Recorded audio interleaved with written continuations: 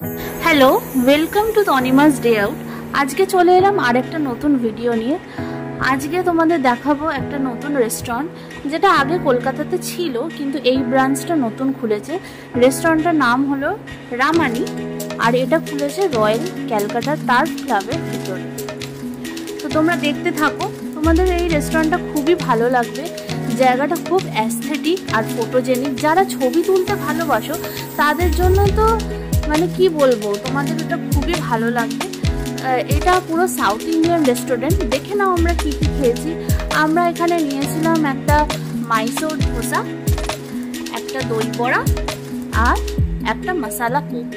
তো আমার খাবার মোটামুটি খুবই ভালো লেগেছে, প্রাইসটাও মোটামুটি অ্যাফোর্ডেবল।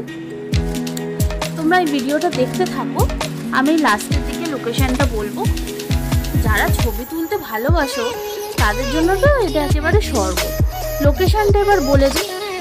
আমরা নবান্ন থেকে গেছিলাম, টোল ট্যাক্স ধরে পিটিএস এর দিকে যেতে গেলে যে রয়্যাল ক্যালকাটা টার্ফ ক্লাবের গেটটা পড়বে বাঁ দিকে, সেইটা হলো গেট নাম্বার 1। সেটা দিয়েই তোমরা চলে যেতে পারবে, অন্য কোনো গেট দিয়ে ঢুকতে দেবে না। গুগল ম্যাপে কিন্তু এটা এখনো অ্যাড হয়নি, এই জন্য ওই গেটটা দিয়েই ঢুকতে হবে। ওই গেটটা নন মেম্বার্সদের জন্য।